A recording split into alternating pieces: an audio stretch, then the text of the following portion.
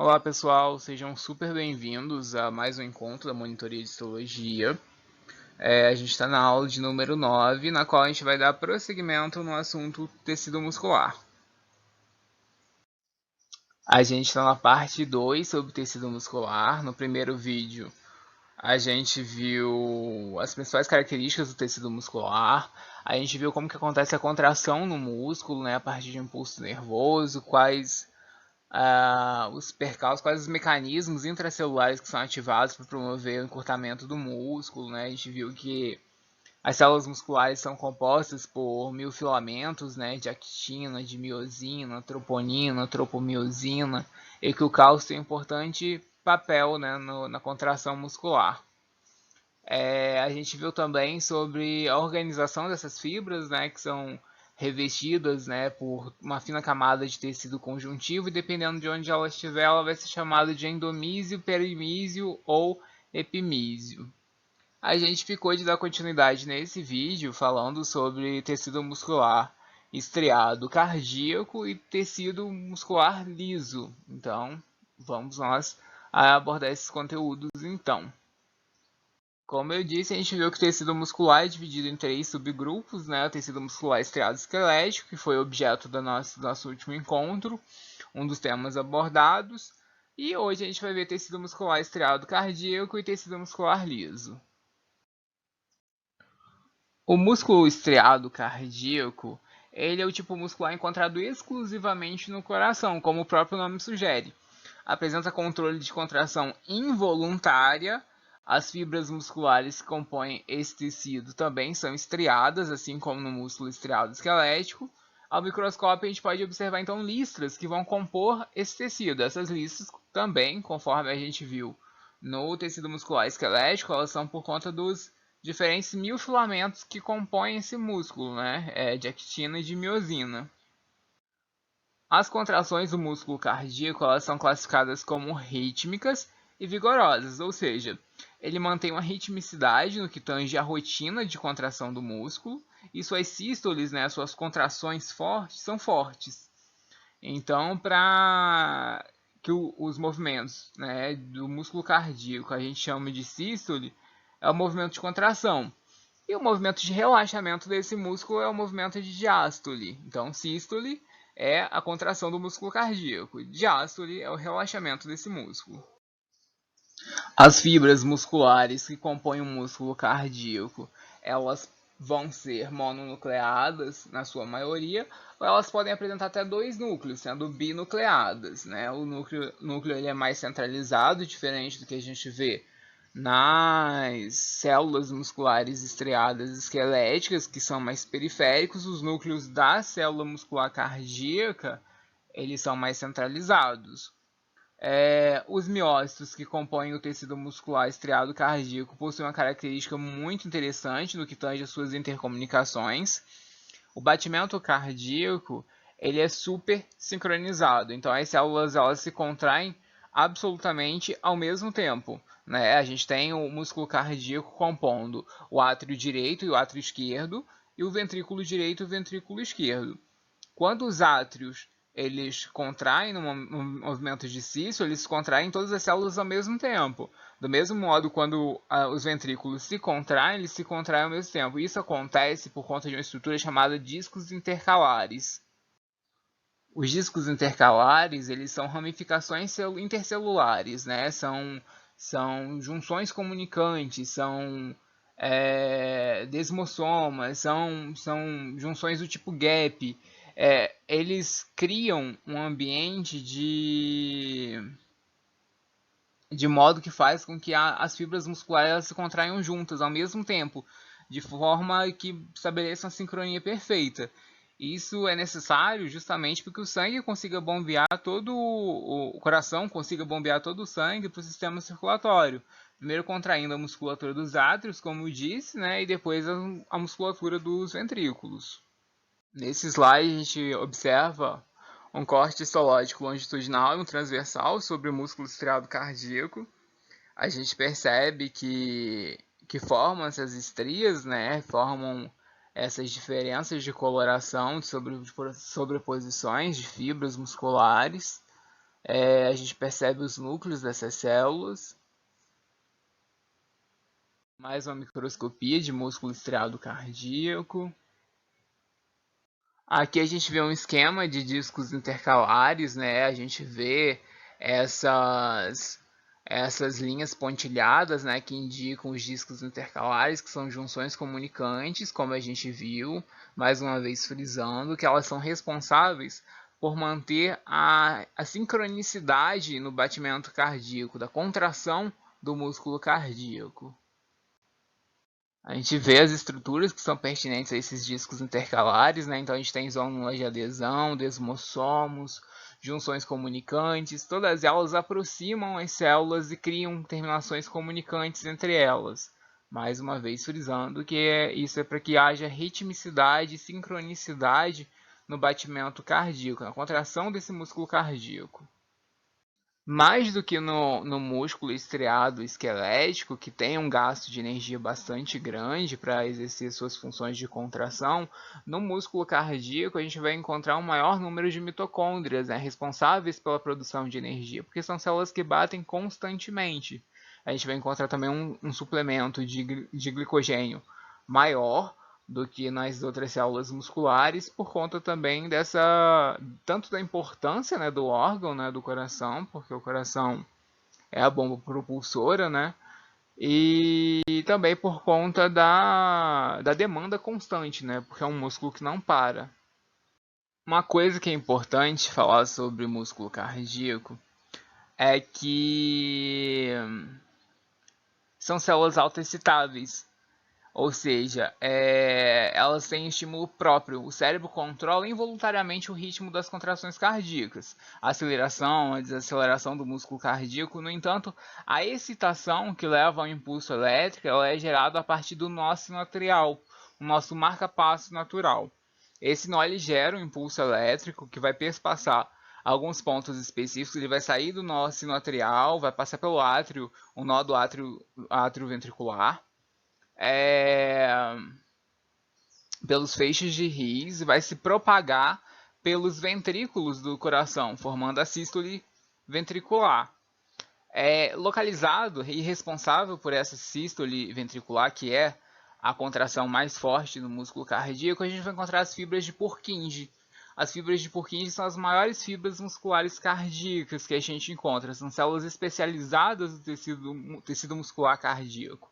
Elas vão aglutinar uma maior quantidade de glicogênio devido à maior intensidade da sua contração muscular. E elas propagam pelos eixos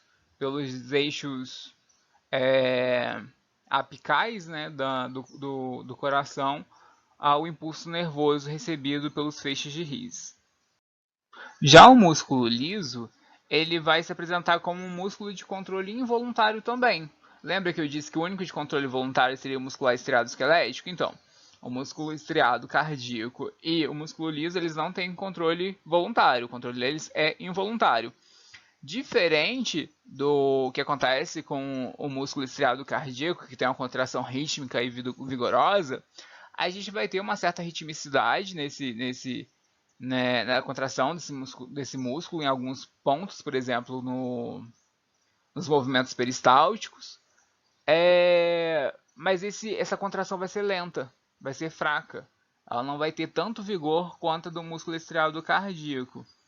Os miócitos que a gente encontra no músculo liso, ou fibras musculares, como você quiser chamar, eles vão ser mononucleados e a gente vai encontrar esse tecido, sobretudo, revestindo, ou compondo os nossos órgãos internos, as nossas vísceras, como o esôfago, o estômago, os intestinos e também nos vasos sanguíneos, além de outras estruturas presentes no corpo.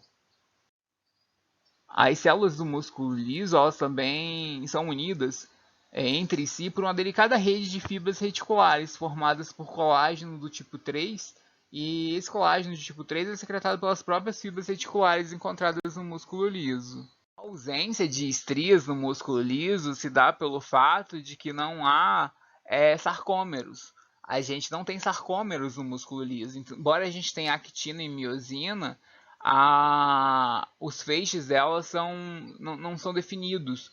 Eles são colocados de forma mais mais aleatória, em direções diferentes. No músculo liso também vale frisar que a gente não vai encontrar os túbulos T, aquelas invaginações do sarcolema, né, para difundir o impulso nervoso para dentro da fibra muscular, não vai ter aqui. A gente vai ter nas outras estruturas musculares, mas não na do músculo liso.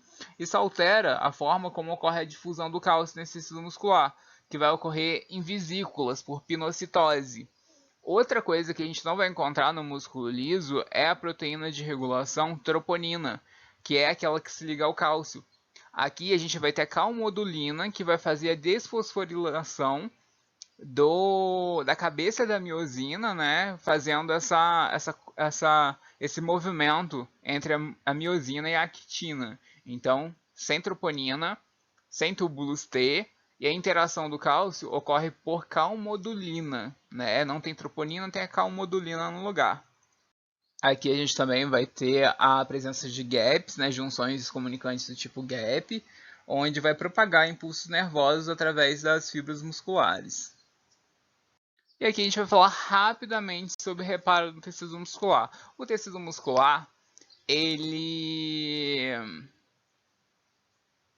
vai apresentar mecanismos de reparo no tecido muscular estriado esquelético.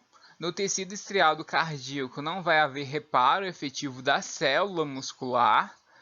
E no músculo liso vai ser o que vai apresentar um recurso de reparo mais efetivo, como a gente vai ver a seguir. A célula muscular do tecido estriado esquelético, ela não se divide, ela não vai se multiplicar por mitose. Por serem muito longas e especializadas, essas células não vão se dividir.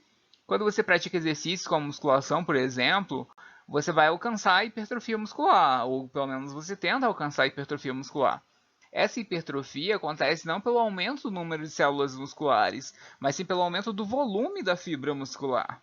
A hipertrofia vem do artifício de você criar microlesões nas fibras musculares. Essas microlesões elas serão reparadas, né, por células satélites que estão localizadas nas bordas do tecido muscular. Essas células satélites vão sofrer diferenciação e passarão a integrar a estrutura do miócito microlesionado, fabricando mais miofibrilas, né, que são os filamentos de actina e miosina, o que faz a célula muscular aumentar de volume. No caso do músculo estriado cardíaco, infelizmente, se você lesionar aquelas células, elas não vão se regenerar. Uma pessoa, por exemplo, que infartou e teve morte celular por necrose em uma dada região do coração, uma dada área do coração, não será recuperada, porque o corpo não dispõe de mecanismos celulares para trabalhar a regeneração desse tecido. Pode acontecer de haver reparação tecidual. Essa reparação vai acontecer por fibroblastos, né? Fibroblastos vão chegar lá, vão secretar colágeno porque tem uma área lesionada, eles precisam preencher, vão preencher com colágeno, mas colágeno não é um tecido fibroso, não tem efetividade de um tecido estriado cardíaco, né? Então não são células próprias. Pode haver reparação? Pode, mas essa reparação ela é defeituosa, porque ela não vai ser funcional para o coração. E também o músculo liso. Já no músculo liso, de todos os tecidos musculares, o músculo liso é aquele que vai apresentar a maior eficiência de capacidade de regeneração, porque acontece por mitose, né? As células do tecido muscular liso, elas são passíveis de mitose, então isso ajuda no processo de recuperação do tecido. Aqui a gente tem um comparativo esquemático, né, sobre a disposição histológica, né, uma análise histológica de lâmina histológica de músculo estriado esquelético, músculo estriado cardíaco e músculo liso. Né? A gente pode ver ali no músculo cardíaco a gente tem os discos intercalares, né, que são essas regiões que parecem tétris, né, parecem esses encaixes, né? E no músculo liso a gente vê uma fibra mais alongada, né, mais fusiforme, e enquanto que no tecido estriado esquelético a gente percebe as estriações como principal característica. Esse quadro aqui é muito bacana para vocês recorrerem para diferenciar os tecidos. Aqui ele traz uma diferenciação sobre presença ou não de sarcômeros, presença, quantidade de núcleos, né, presença ou não, ou como eles são os retículos sarcoplasmáticos, presença ou não de túbulos T, é, se fazem ou não fazem mitose, qual é o tipo de tecido conjuntivo, né? Como que ele se apresenta no tecido muscular. Então, assim, é um quadro de consulta muito válido para vocês olharem e diferenciarem cada um desses tecidos.